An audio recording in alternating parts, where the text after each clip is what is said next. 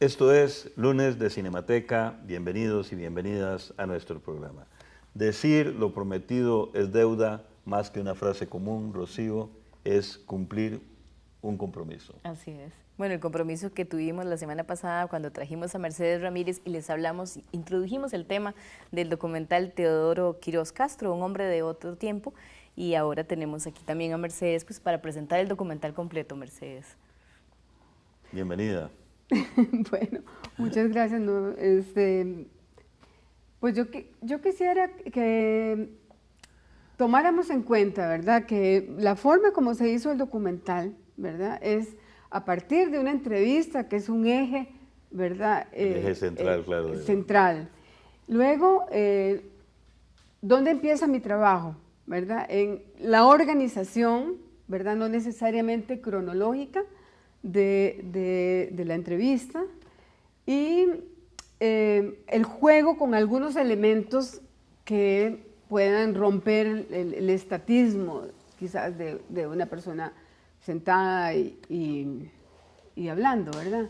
Entonces, yo pensé que hacía falta una pequeña narración, como lo dije en algún momento también, la vez pasada,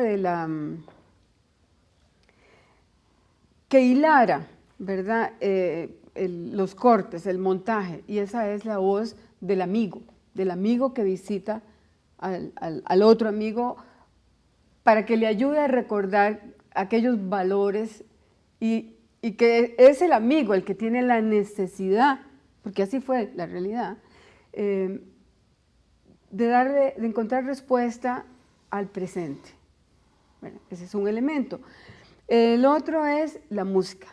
Yo sufro mucho cuando no tengo quien me componga la música, porque en el proceso de montaje, en la edición, yo hablo sobre los temas y las emociones, tal vez, que rodean ese tema, y se las planteo al músico. Y él transforma eso en una producción artística, ¿verdad? Musical, ¿verdad?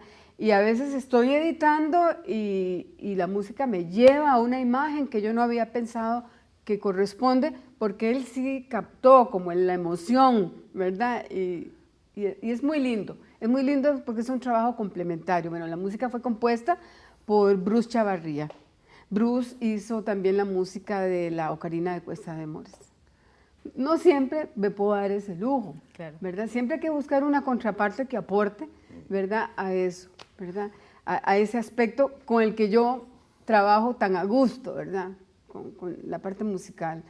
Lo otro fueron las fotografías de la vida de don Yoyo y el material de archivo del Centro de Cine, el valiosísimo material que le da la credibilidad. O sea, cuando nosotros vemos las imágenes de los campesinos que ya han pasado por la lucha y que han creado Copesilencio y que recuerdan cómo fue la intervención del ITCO, y eso lo junto yo con fotografías de la vida y de la participación de don Yoyo en esa lucha, ¿verdad? Es valiosísimo poder complementar el mismo momento con dos materiales de archivo de diferente soporte, ¿verdad?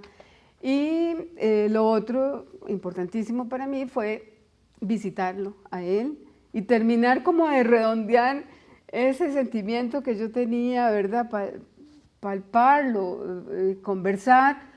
Me acuerdo que el día que fuimos, la primera vez, yo fui 2 veces, una sin cámara y otra con equipo de la productora de Oscar Castillo, y la primera nos sentamos a almorzar a la 1:30 de la tarde y nos levantamos a las 10 de la noche de la mesa. Allá en San Pedro. En San Pedro, sí. Qué interesante.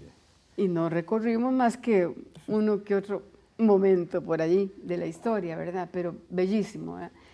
Y la segunda vez... Perdón, se ¿sí? me ocurre pensar, ¿no lamentaste en esa larga y rica conversación de 6 horas o más que hubiera una cámara para ir? Sí y no, porque ya comenzaba a meterme yo ya había asumido en el montaje, la edición, digamos, la autoría de lo que era la dirección. pero es el documental de Oscar, de alguna manera es la entrevista, es la vehemencia con la que Oscar le plantea las preguntas a don Yoyo, realmente reflejan una sincera preocupación por nuestro país, por el presente, ¿verdad? Entonces no quería como que meter un arroz con mango. Yo hubiera preguntado unas cosas, ¿verdad? Oscar, que lo conocía, hizo las preguntas que tenían que ser, las que son emblemáticas, importantes, para entender el presente, ¿verdad? Porque para eso es el pasado, para entender el presente. Esa es la historia. Bueno, se me ocurre que no deja de ser un documental sobre don Yoyo, pero que también habla un poco sobre don Oscar Castillo, ¿verdad? Pues sí. Hay algo también dentro de la producción que nos habla de quién es Oscar Castillo, el hombre que pregunta. Sí, el hombre que pregunta como costarricense, como responsable también de nuestra identidad y del futuro también que nos espera, ¿verdad? Es tan válido, ¿verdad? No es Oscar, es un costarricense que quiere encontrar respuestas. A lo largo de la entrevista que sostuvimos la semana pasada, cuando presentamos los fragmentos del documental y hoy que lo vamos a presentar completo, también queda muy claro, Mercedes, esa unión de hecho que se da en el medio cinematográfico costarricense, que por ahí que la grabación se realizó en el estudio de Rafa Chinchilla, que Mercedes Ramírez aporta su talento, su trabajo de documentalista, Oscar Castillo da la idea y da la materia prima, el Centro de Cine, el Canal 13, Lunes de Cinemateca, en fin. Eso me parece muy estimulante para quienes, como nosotros, hemos estado trabajando en esta actividad, Mercedes, en comparación con otros sectores que no son tan solidarios, me parece a mí. Pues vieras que yo me he encontrado siempre que esa solidaridad a la hora de los balazos, es que tengo una producción y no tengo cámara, ¿verdad? Bueno, me pasó en la Ocarina, porque además aprovecho para aclarar que en la Ocarina de Cuesta de Moras yo estuve 4 meses esperando porque se desocupara una cámara en el canal, ¿verdad? Y como no había cámara, entonces un día de tantos me encontré con Rafa y le conté y me dijo, pero yo tengo una cámara que te la puedo prestar. Y le dije, ¿por 15 días? Bastante tiempo. Pues sí, por 15 días. Son colaboraciones voluntarias, ¿verdad? Tal vez le estoy haciendo mala propaganda porque van a caerle a Rafa prestando la cámara, claro, pero él siempre va a ser solidario. Sí. Y con la grabación de la narración de Oscar, también son aportes totalmente solidarios, ¿verdad? Sí, y eso es muy lindo, ¿verdad? Y eso se aprecia, y porque un pequeño aporte es lo que hace posible. Sin ese pequeño aporte no es posible el todo. Y hay algo muy importante y es que se suma, es decir, suma de tal manera que cuando se ve la obra completa y el espectador que no tiene obviamente por qué saber todos los vericuetos o las peripecias. Los entretelones, y los entretelones, al final ve una obra completa que es esencialmente el gran objetivo, Mercedes, que se tiene en este caso, ¿verdad? Sí, yo lo que traté fue como también de enamorar, que la gente se enamorara, se llenara de esperanza, ¿verdad? Como hizo Oscar al compartir la entrevista, pues yo también lo que hice fue agarrarme de ese impulso, ¿verdad? Y realmente don Yoyo me llegó muy profundo. Sin duda. Nos llegó don Yoyo muy profundo. Vamos a ver el documental completo. Me gustaría que lo presentara, Rocío, bueno, muchas gracias, a nuestros Roberto. televidentes de Lunes de Cinemateca. En este caso, pues bueno, ya les habíamos hablado ampliamente sobre la producción del documental, pero ahora tenemos la oportunidad de verlo completo. Entonces queda con ustedes Teodoro Quiroz Castro, un hombre de otro tiempo.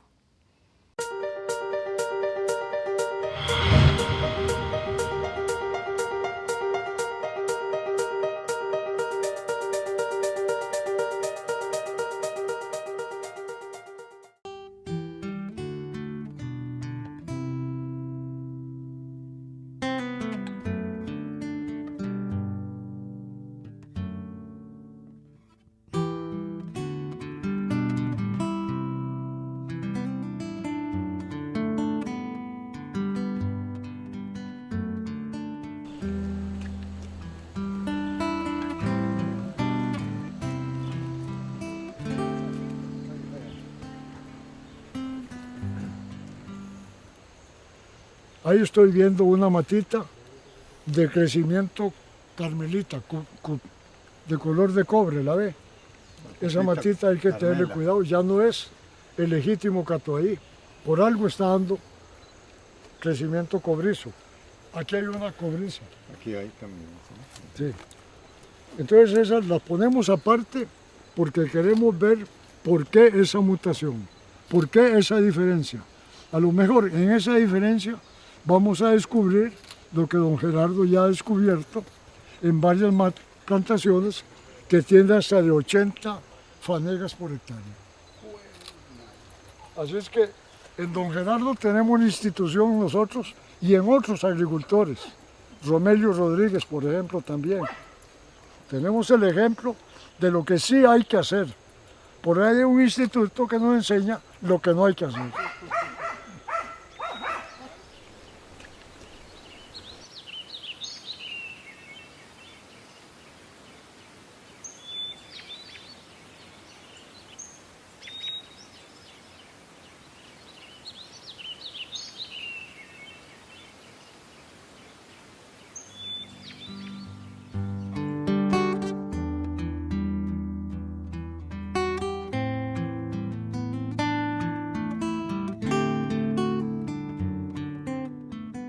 Por estas fértiles tierras del Valle del General, cuna de los pueblos indígenas bruncas y térrabas, fluyen grandes y caudalosos ríos.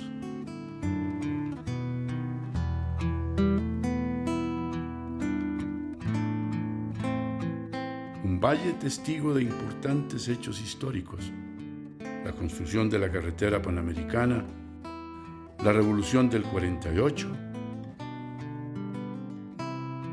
la huella de Alcoa,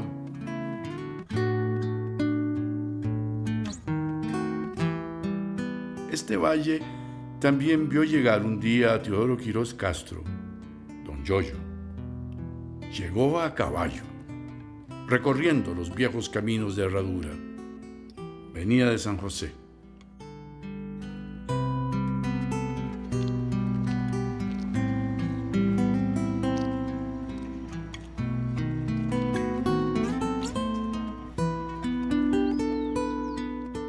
Regreso hoy a la finca de este hombre de quien he aprendido mucho, a quien respeto y admiro, para recoger de su inagotable memoria las historias de un país que fue construido por hombres y mujeres visionarios y valientes, antes de que se las lleve el tiempo.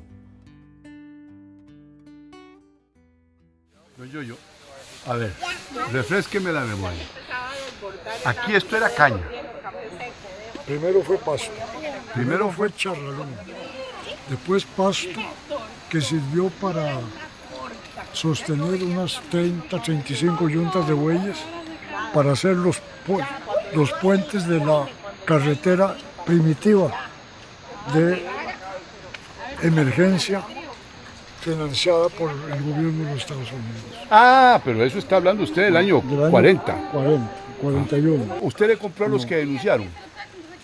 Sí, a don Pancho Barrantes Retana, que es de los Retana de Alajuelita, de los primeros colonizadores de Dota. Y luego le compramos a un indito a quien ya le tenían embargada la finca, le dimos lo del embargo, más una platica para él y que viviera ahí de por vida, don Chico Villanueva. Pero cuando ya don Chico se fue, entonces se le dio algo más de la paga.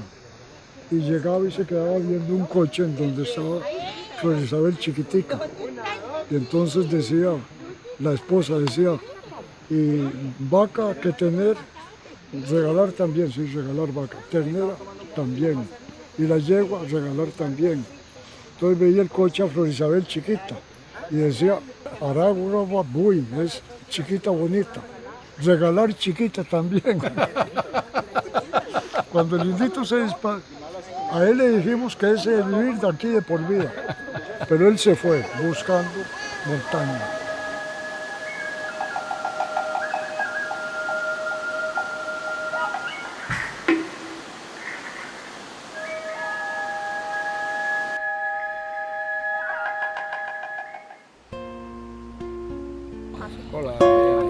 bonita. Diga hola. Hola, corazón. Viendo naranja aquí de la finca. Buena. Hay que pagárselas, abuelo. ¿Quieres? ¿Ya viste? ¿Qué es eso, chillo? Tienes que patearle la bola a Harry. Papá, mamá,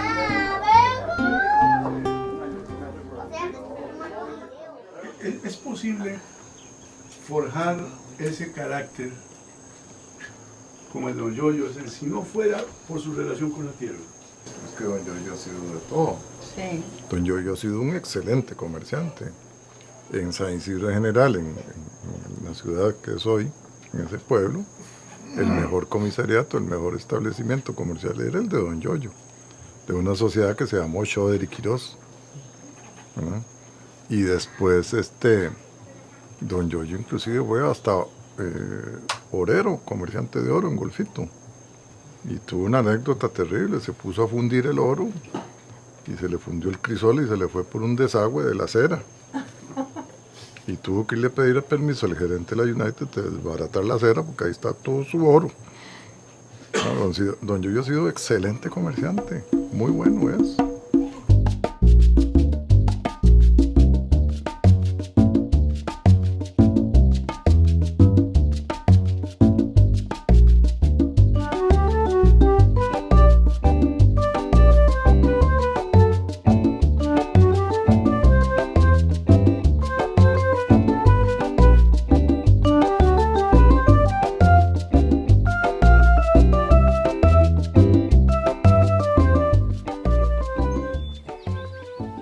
Han sido sus puestos públicos.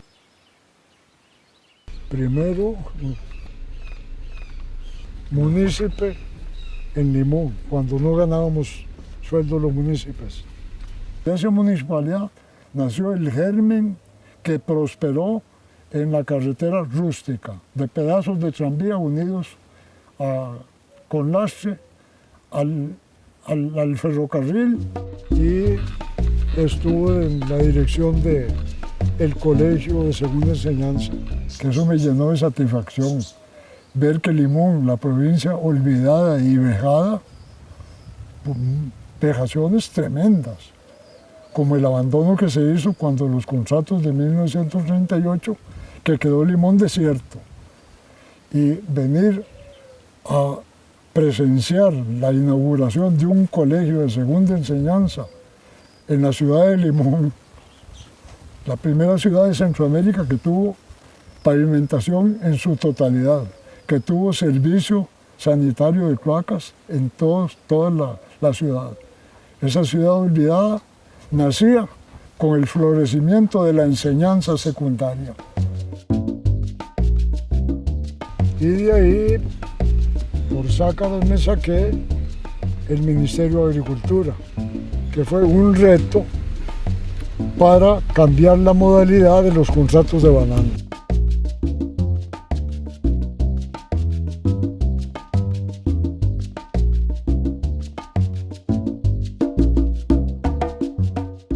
Hablando con don Pepe siempre decíamos, bueno, esto es porque Costa Rica está agachada, pero nosotros tenemos que tener altivez. Si ya don Pepe tuvo la altivez que tuvo, sigámosla teniendo.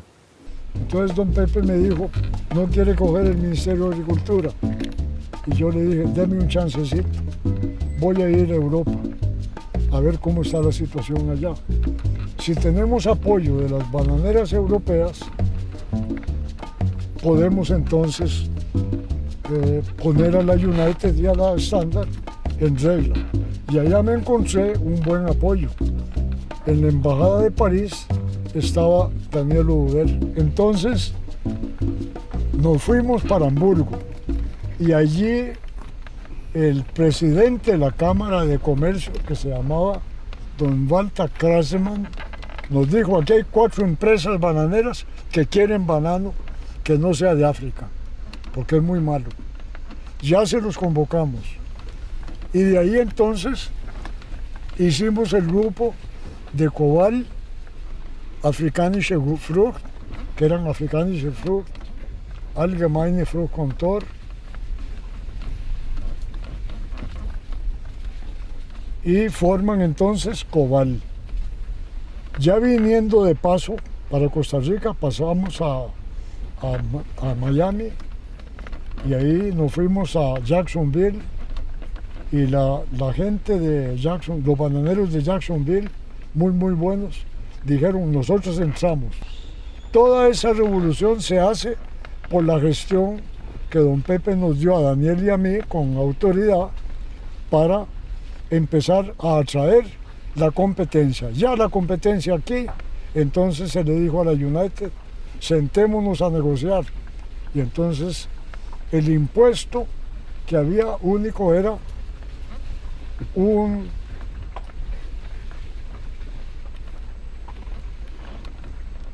colón por racimo natural que saliera. Entonces ese impuesto se sube a 2. Estaba exento de la renta. Entonces la United empieza a pagar por renta. Y el contrato se bajó de 100 años a 50 años. Entonces me hace ministro de Agricultura don Pepe y ahí termino yo el mandato con él en el 58. En el 62, la comunidad del General pidió a don Chico que yo fuera diputado. Dicho sea de paso, don Chico un fenómeno, ¿verdad? Un fenómeno en la política. Intachable. Es casi el único presidente sin ninguna tacha que ha llevado toda su magistratura sin absolutamente ninguna tacha. Nunca jamás se le ocurrió a don Chico infringir una ley, menos brincarse la Constitución como han hecho ahora con garrochas que tienen pues potentísimas, ¿verdad? A brincar Constitución y brincarse leyes también. Cuarto, convertir la igualdad ante la ley consagrada por nuestras constituciones políticas en igualdad real de oportunidades ante la vida. Y quinto, ofrecer la cultura como se ofrece el aire para llegar a crear el tipo de hombre nuevo capaz de aprovechar los avances materiales para el engrandecimiento de su espíritu. Bueno, le pidieron que yo fuera diputado y don Chico me puso en el puesto segundo de la papeleta por San José. Y sacamos, en el general, sacamos más del 85% de la votación. Yo fui diputado, mal diputado, iba muy poco. Toda esta jerga bananera me quitaba tiempo. Ningún diputado ha ganado lo que yo gané ahí. Había meses sin dieta. Yo nunca pedí permiso. Entonces me rebajaban las dietas. No me rebajaban dietas, no me las ganaba. Recuerdo también, y yo estaba muy chiquitilla en esa época, cuando devolvió un sobre que le pasaron lleno de plata. Sí. Y simplemente pidió la palabra, o creo que estaba en el directorio, y dijo, al que se le olvidó un sobre en mi curul, aquí lo tiene, que lo recoja. Seguro lo recogieron los ujieres, ¿verdad? Porque nadie se iba a atrever a recogerlo. Pero así fue. Ese ha sido el papá político, el papá en la política que hemos tenido. Y de ahí me interesó mucho renacer un proyecto que no se le debe a Liberación, que es el ITCO. El ITCO se le debe a Villalobos. ¿Cómo se llamaba aquel muchacho? Guillermo Villalobos Mariachi. Guillermo Villalobos Arce. Sí.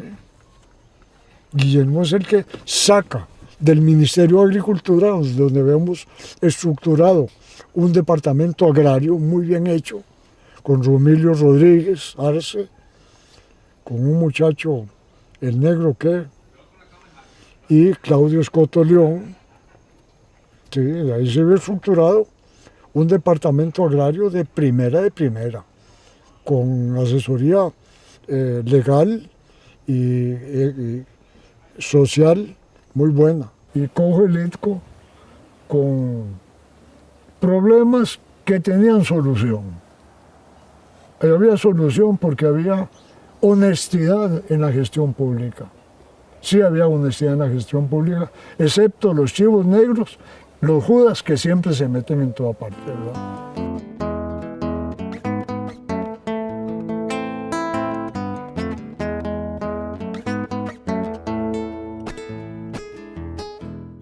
yo recuerdo que había muchas manifestaciones de campesinos, tomas de tierra,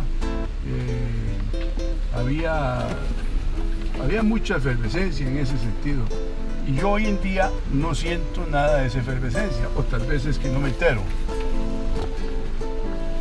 Bueno, en primer lugar, había mucha tierra abandonada, mucha tierra que no se explotaba y que los campesinos iban ocupando, y había campesinos que tenían, como el caso de la vaca y la vaquita, 15 y 20 años de poseerla y no tenían seguridad de su tierra. Por eso el ITCO tuvo que entrar ahí contra todo lo que fue la cúpula política, porque la cúpula política más bien auspiciaba un acaparamiento de extranjeros que pagaban muy bien a ciertas gentes y que llegaron hasta meter a los campesinos a la cárcel. ¿Usted se acuerda de eso? Sí. 80 familias quedaron sin cabeza de familia porque lo metieron a la cárcel con la guardia no solo rural, sino la policía metropolitana. Y ahí entonces fue cuando hubo el enfrentamiento, que al fin de cuentas ganamos la batalla, la gente del ITCO muy maltratada por las altas autoridades.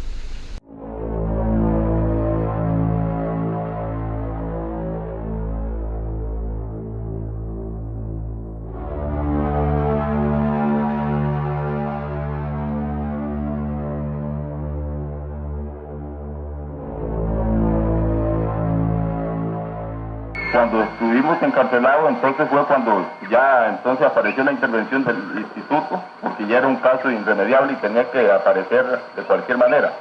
Y así fue pues que firmamos un contrato con el gerente del instituto para formar cooperativa y para que se pusiera la rescatación de todas las personas.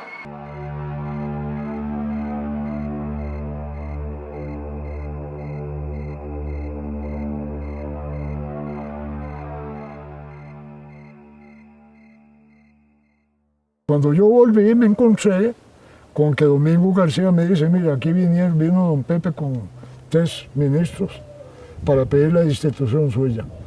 ¿Y qué le parece a usted si no hacemos acta? Y le dijo, ¿cómo que no hacemos acta? No, es acta, tiene que quedar, si quiere se la doy, para que estudie algo interesante. La destitución terminó en que la junta directiva se quedó apachadita, pobrecitos. Pero Rodrigo Chávez salta y dice, no, la cosa no es así, como está pintando la Carlos Manuel Vicente. La cosa es así, así, así, así. Y que lo testimonie el jefe del departamento legal. ¿Cómo es la situación? Ya dijo, llamemos a fulano de tal, que fue el que vapuleó, el coronel que fue el que lo sacó del jeep del ITCO y lo vapulearon. Llamemos a fulano de tal, al otro. Entonces don Pepe ya se echa para atrás. Y don Pepe dice, no, yo conozco a Yoyo Quiroz y conozco a la familia. Y no quedó en nada. A los 3 días me llama uno de los ministros y me dice, ¿qué embarcada nos dio aquel fulano de tal? Así es que perdóname. Uno era Charlos Solórzano y el otro era Fernando Batalla. Y el otro ministro era el malo, Carlos Manuel. A mucha honra para mí. Yo les dije a Fernando y a Gonzalo, me honra que ustedes vengan a disculparse. Y me honra más que ese carajo sea enemigo mío. ¿Por qué esas situaciones no se dan hoy en día? Porque en mucho el mismo IDA, el ITCO y el IDA, en mucho ha ido solucionando problemas. Bastantes problemas se han solucionado. Por ejemplo, los problemas del lugar, de la zona de Quepos, se solucionaron en mucho con la cooperativa de Silencio, que es una maravilla. Y han sido maltratados por el clima, por las inundaciones y por a veces falta de apoyo.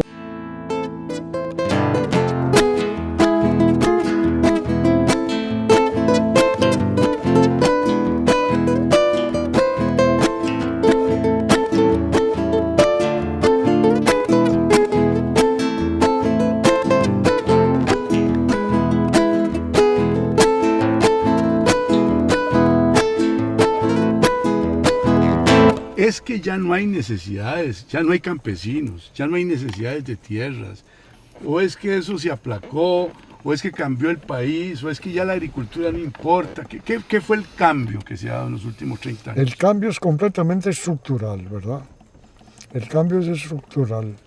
Vea usted que aquí ya las remesas que vienen de los Estados Unidos superan al valor de la caña. Si usted ve caña con esfuerzo y sudor y plata metida por todos lados, ¿verdad? Nosotros no hemos tenido quien pelee por los agricultores. Esperamos que alguien coja esa bandera y esa esperanza está en estas generaciones. Pero es posible en un mundo donde pareciera que ha caído en manos más de especuladores que de productores. Más de manipuladores, digamos, ¿verdad? Porque usted lo vio en el caso de la producción de frijol. En otras épocas, la producción de alimentos y el consumo de alimentos se rigió por una institución benemérita que se fundó en agosto de 1956, que se llamó Consejo Nacional de la Producción. Pasa una entidad que existió, que nació en las juntas rurales de crédito del Banco Nacional, apadrinada siempre por el gran don Elías Quirós Salazar, por Elías Soler Carrasco, el papá de Elías Soler, y por Elías Azofeifa. Ahí nació, en esa junta, nació como un apéndice de los préstamos a los agricultores, nació el Consejo de Producción.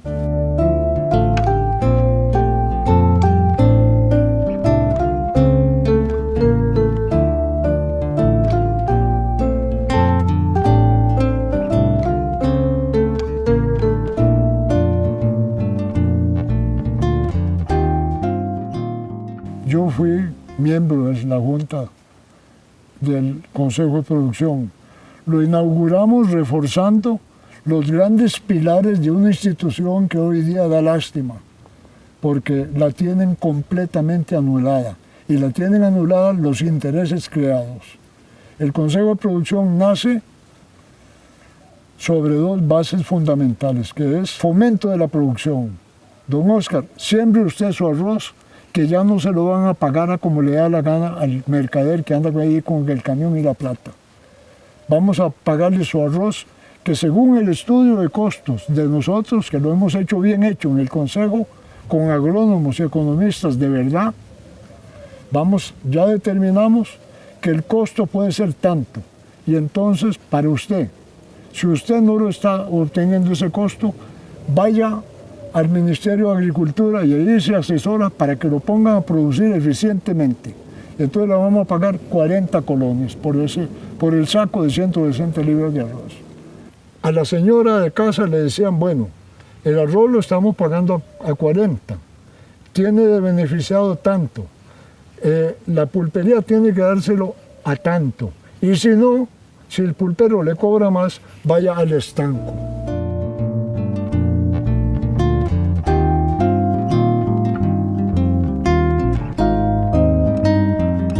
Y ese estanco tenía venta al por mayor, que iba a un elemento muy importante en una sociedad, que es el pulpero, que se ha ido acabando.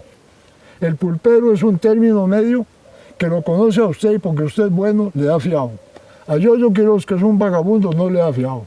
Ya entonces ahí hasta se establecía algo muy importante en una sociedad, de saber quién es quién.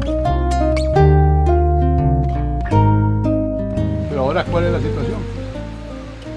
Hoy en día. El Consejo, yo le preguntaría a cualquier campesino que qué es el Consejo, ninguno sabe.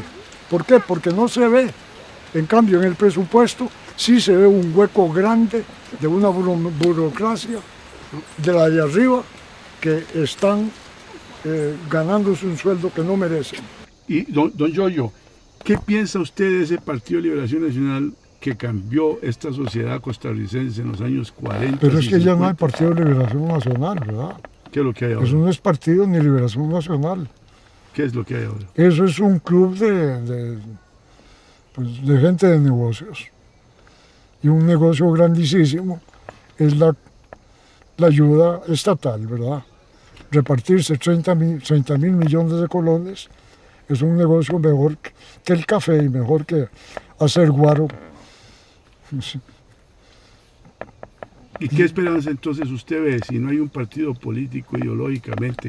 ¿Para dónde va este país hoy en día? ¿Para usted para dónde va este país en este momento? Tiene que suceder algo anormal, como sucedió cuando los Tinoco, ¿verdad? Que salió algo y que los eliminó. Tiene que suceder algo anormal que sucedió como el 48, ¿verdad? Porque por lo normal yo no le veo remedio.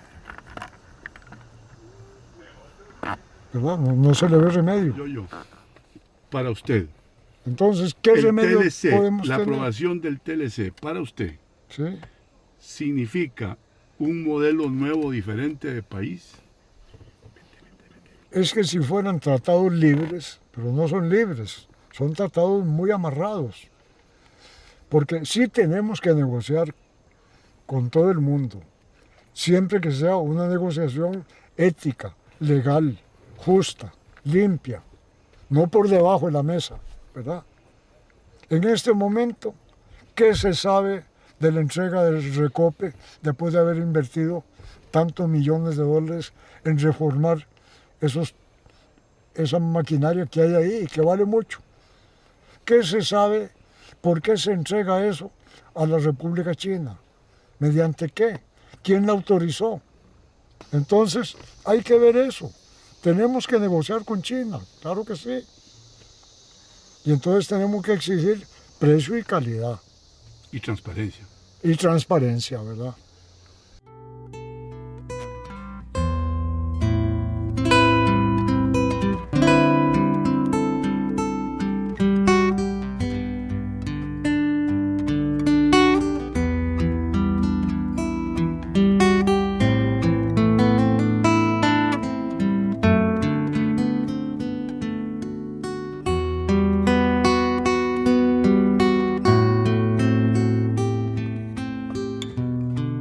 Yoyo es como entrar en la máquina del tiempo.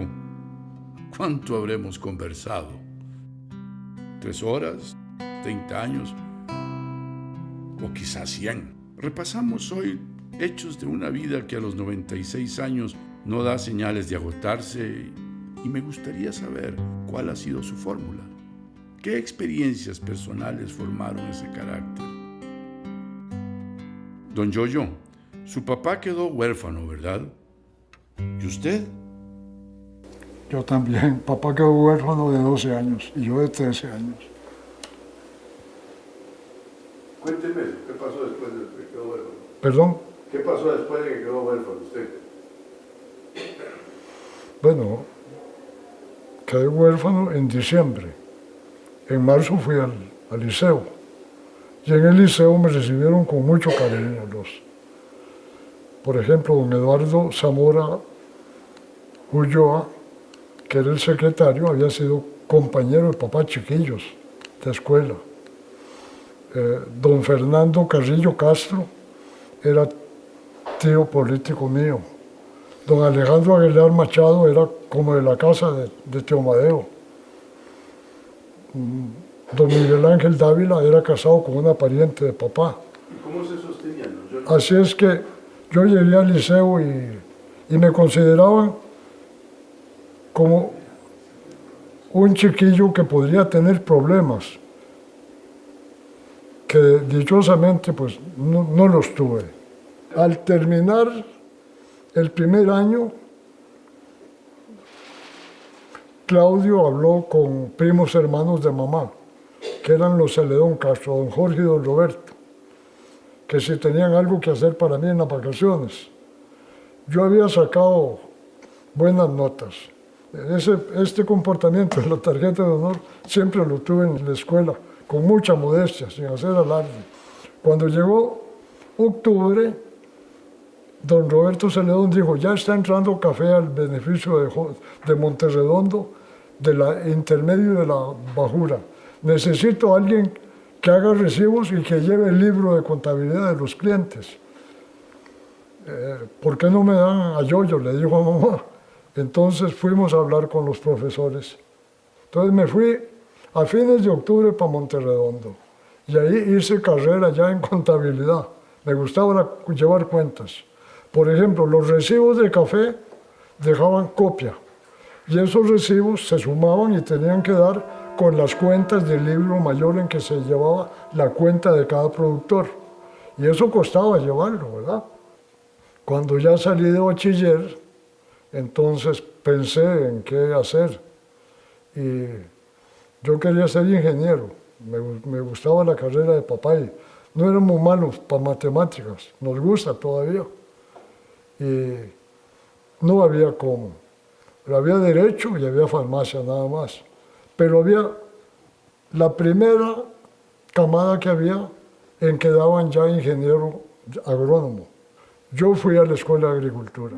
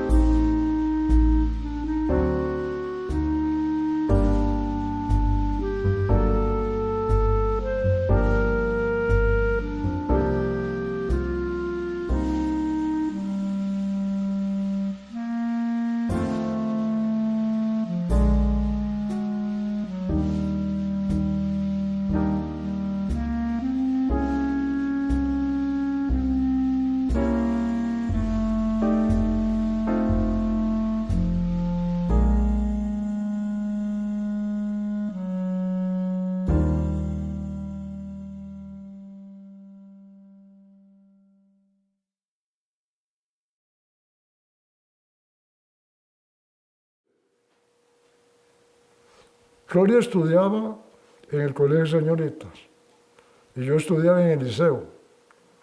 Y para ir al liceo hacíamos una parada para juntarnos una pacotilla. La parada era en la casa de doña señora Brenes de Facio, la mamá de Rodrigo. Y ahí Rodrigo jodiendo y bromeando, ahí esperábamos 4 o 5, Memo, Ramos Valverde, Carlos de la Espriella, bueno, los muchachos de por ahí del barrio Moncho Herrero, los muchachos del barrio Amón, esperábamos un ratico, y en eso venían las del colegio. Y ahí venía entonces, me llamó la atención de una que venía siempre como capitana. Pero bueno, la vine a conocer cuando hubo que elegir el representante ante el Ministerio de Educación de los colegios de segunda enseñanza. Nosotros queríamos que fuera el famoso 33. El Colegio Señoritas a Claudelia Vargas Facio. El liceo era el más grande, éramos 500 votos. El Colegio Señoritas eran 400, 450. Aún contando con el Instituto de Alajuela, no hacían ellos. Entonces se fueron Claudelia y Flori donde el ministro de Educación para que le diera participación a los universitarios. Y dijo que sí, con más razón. Se peleó Jorge Calvo Astúa, que era el adalid nuestro, con la adalid del colegio, que era Flori. Dijo, un pleito tremendo que duró 2 semanas. Con el tiempo me fue simpatizando y entonces ya nos hicimos novios, estando todavía ya al final del liceo. Ella se fue luego para Nueva Orleans. Luego se fue para Nueva Orleans y cuando volvió nos casamos.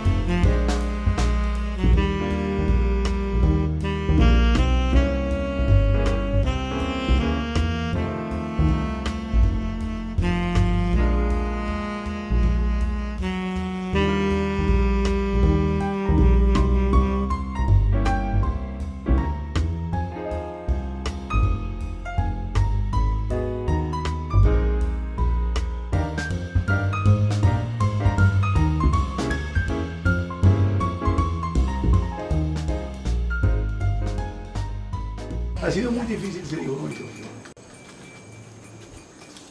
¿Difícil? Sí. No. La forja moral de don Yoyo, la forja de trabajo, todo este Valle de General y Parrita y Quepos y el Caribe, el Cerro de la Muerte, lo vio pasar a caballo. Eso es una forja muy dura y a uno le corresponde como hijo pues nunca poder superarlo, pero sí estar ahí tratando de ser algo parecido. Entonces sí es difícil, sí es duro. Contra toda la bondad, o a favor toda la bondad de don Yoyo, toda su honradez, toda su base moral, que entonces lo hace un poco más fácil, mucho más fácil.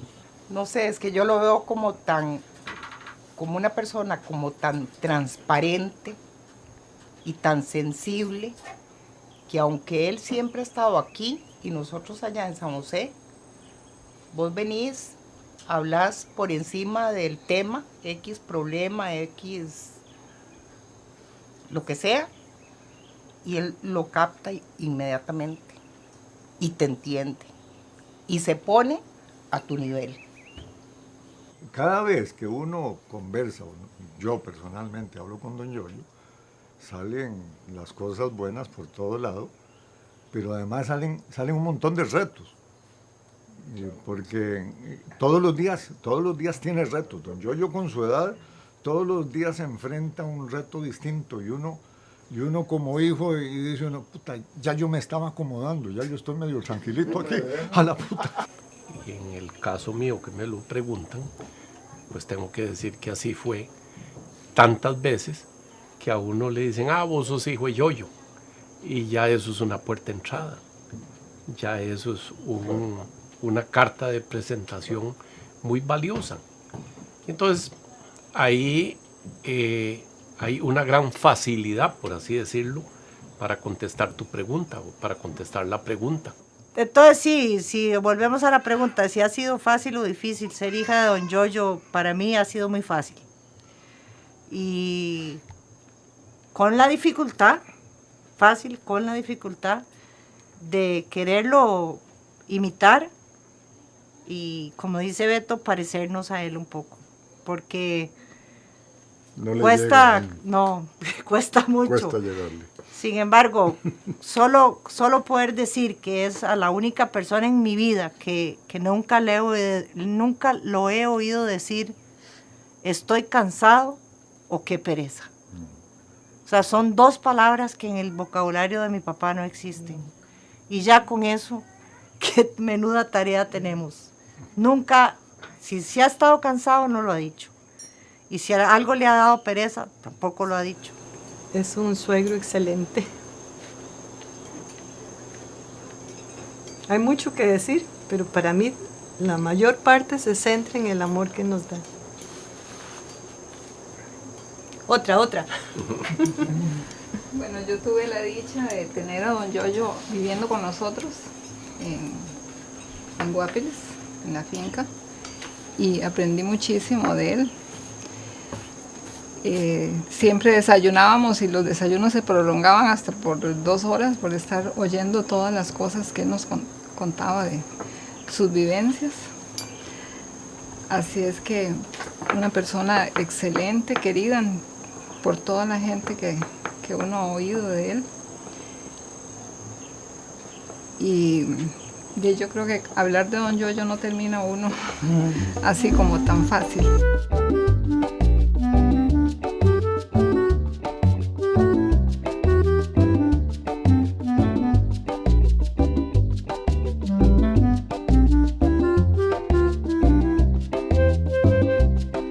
¿Cuántos hijos, cuántos nietos y cuántos bisnietos es el resultado de toda esa historia? Hijos, 6. Uno que murió en un accidente, Hernán. 6. Eran 4 hombres y 2 mujeres. De nietos son 21. 8 y 13. 8 y 13. Flori vivía claveando porque no habían seguido. Porque a Flori no le gustaba que fueran 8 hombres. Quería que fueran 13 mujeres y 8 hombres. Pero cuando vinieron los bisnietos, vino la revancha. Porque son 33 bisnietos. Y son 21 muchachitas y 12. ¿Quiénes siguen? 12 hombres. 33 son. ¿Cómo le gustaría a usted que lo recuerden? Que recuerden de usted, sus hijos, sus nietos y sus bisnietos. Que viví feliz de que ellos hayan nacido en primer lugar, de que hayan tenido padres y madres ejemplares, todos.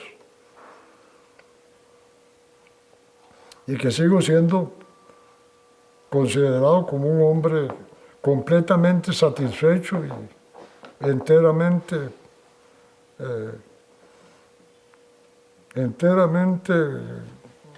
logrado. Los logros que yo he tenido son enormes, porque la familia que tengo es una familia ejemplar. Y alrededor de esa familia hay una aureola grande de gentes que hay que apreciarles y agradecerles también su amistad. ¿Cuántos proyectos que ustedes, que son un poquillo mayores que yo, saben más? ¿Cuántos proyectos ha tenido en su vida? ¿Cuántos han sido exitosos? No sé. ¿Cuántos han fracasado? No sé. Pero siempre ha estado con algún proyecto. Es impresionante. Y solo eso, no solo para nosotros, sobre todo para la otra generación y la otra que ya anda por ahí vacilando. Eso es un ejemplo. La vida sin proyectos no vale la pena. Y ese es el lugar.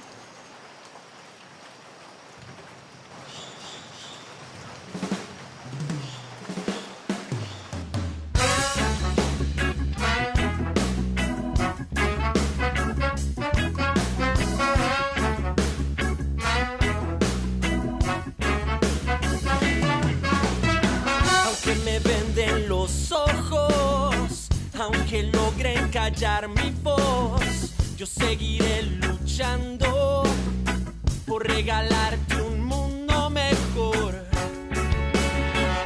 Soy hombre de otro tiempo. Soy hombre de otro tiempo.